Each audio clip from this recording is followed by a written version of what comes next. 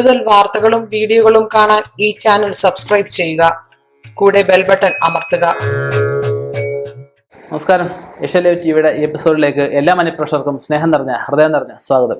ഇന്നത്തെ നമ്മുടെ വിഷയം എല്ലാവർക്കും ഭയപ്പെടുന്ന, എല്ലാവരും പേടിക്കുന്ന ഒരു വസ്തുവാണ് കാളസർപ്പദോഷം എന്ന് വെച്ച് കഴിഞ്ഞാൽ. കാളസർപ്പദോഷം എന്ന് വെച്ച് കഴിഞ്ഞാൽ നേരത്തെ ഞാൻ പറഞ്ഞിട്ടുണ്ട്, കാള എന്ന സംസ്കൃത പദത്തിന്റെ അർത്ഥം കയറെന്ന.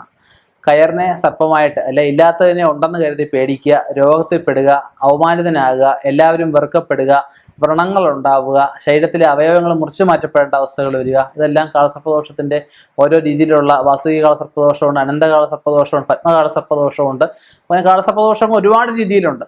കാളസർപ്പദോഷം നമുക്ക് കണക്കാക്കാൻ പറ്റുന്നത്, രാഹു നിൽക്കുന്ന രാശിക്ക് 7ാം രാശിയിലാണ് കേതു നിൽക്കുന്നത്. ഇതിനിടയ്ക്കായിട്ട് മറ്റ് ഗ്രഹങ്ങളെല്ലാം ഒരേ സ്ഥാനത്ത് വരുന്ന അവസ്ഥ, മറ്റേ ഭാഗങ്ങൾ കാലിയായി കിടക്കുന്ന അവസ്ഥയിലാണ് കാളസർപ്പദോഷം എന്ന് പറയാൻ പറ്റുന്നത്. രാഹുകേതുക്കൾ നിൽക്കുന്ന രാശി അനുസരിച്ചും നമുക്കിതിൻ്റെ ഗുണദോഷങ്ങളെ ആഗമ സർപ്പദോഷമാണെന്നൊക്കെ നമുക്ക് പറയാൻ പറ്റും. ഓരോ സർപ്പദോഷത്തിനും ഓരോ പരിഹാരമാണ് പറയുന്നത്. ചിലർക്ക് ആന്ധ്രാപ്രദേശിലെ വളരെ പ്രശസ്തമായ ക്ഷേത്രമുണ്ട്. ഞാൻ ക്ഷേത്രത്തിന്റെ പേരൊന്നും എടുത്ത് പറയുന്നില്ല. അവിടെയൊക്കെ പോയി കാളസർപ്പദോഷം മാറാതെ അതിന് ദുരിതങ്ങൾ അനുഭവിച്ചുകൊണ്ടിരിക്കുന്ന ആൾക്കാർ ഇപ്പോഴും ഉണ്ട്. അവരൊക്കെ നമ്മുടെ കമന്റ് ബോക്സിലൊക്കെ കമന്റ് ചെയ്യാറുണ്ട്, കാളസർപ്പദോഷത്തിന് എന്താണ് ഇനിയും ഞങ്ങൾ ചെയ്യേണ്ടത്. ഇപ്പം ഞാൻ പല ഗ്രന്ഥങ്ങൾ എടുത്തപ്പോൾ അതിൽ കാണാൻ കഴിഞ്ഞ 1-2 പരിഹാരങ്ങളാണ് ഞാനിതിൽ പറയുന്നത്. ഇത് ചെയ്തു കഴിഞ്ഞാൽ ശാശ്വതമായിട്ട് മാറും എന്നൊരാളുടെ അനുഭവത്തിൽ നിന്നും എനിക്ക് വ്യക്തമായതുകൊണ്ടും കൂടാണ് നിങ്ങൾക്ക് ഇതിപ്പം വീഡിയോയിലൂടെ പറയുന്നത്.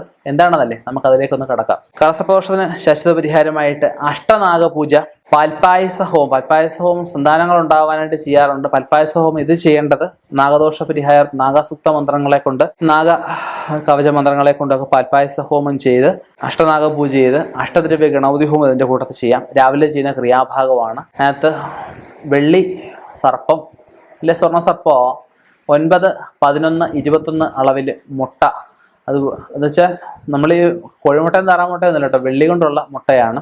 അതുപോലെ പുറ്റ്, ചെമ്പ് കൊണ്ടുള്ള പുറ്റാവാം. അത് അതിൻ്റെ പരിധി, അതും ചെമ്പ് കൊണ്ടാണ്. പുറ്റും മുട്ടയും സർപ്പഴുപൂ എന്ന് പറയും പൊതുവെ. അപ്പം അതിനകത്ത് സ്വർണ്ണ നൂല്, ഈ ആളിൻ്റെ അളവിൽ എത്ര നീളമുണ്ട് അത്ര നീളത്തിൽ സ്വർണ്ണ നൂല് എടുത്ത് ആ സ്വർണ്ണ നൂലിലെ ഇതിലെ ചുറ്റി, ഇത് മൊത്തത്തിൽ ചുറ്റി ഇതിലേക്ക് ആ കാളസർപ്പദോഷത്തിനെ ആവാഹിച്ച്, കേരളത്തിൽ പ്രധാനമായിട്ട് പറയുമ്പോൾ അനന്തങ്കാടുണ്ട്, ആമയുടെയുണ്ട്, വെട്ടിക്കോടുണ്ട്, മണ്ണാറശാലയുണ്ട്. അപ്പം അങ്ങനെയുള്ള ഒരുപാട്, പാമ്പുമേക്കാവുണ്ട്, അങ്ങനെ ഒരുപാട് ക്ഷേത്രങ്ങളുണ്ട്. അവിടെ സമർപ്പിച്ച് നമുക്ക് ഒന്നുകിൽ വീട്ടിൽ വെച്ച് ചെയ്യാം, ആർക്കാണോ ദോഷം അവരുടെ വീട്ടിൽ വെച്ച് ചെയ്യാം, ഇല്ലേ നിശ്ചയിക്കപ്പെട്ട കർമ്മയുടെ ഇല്ലത്ത് വെച്ച്. ഇപ്പം ഞാനൊക്കെ ചെയ്ത് കൊടുക്കാറുണ്ട്.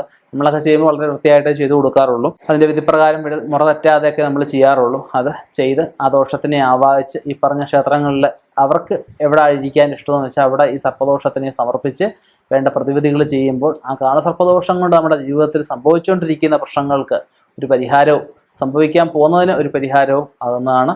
ഇനിയും ഇതുപോലെ 4 ആൾക്ക് ഗുണപ്പെടുന്ന വിഷയങ്ങളുമായി കണ്ടുമുട്ടാം എന്ന ശുഭപ്രതീക്ഷയിൽ നിർത്തുന്നു. നന്ദി, നമസ്കാരം.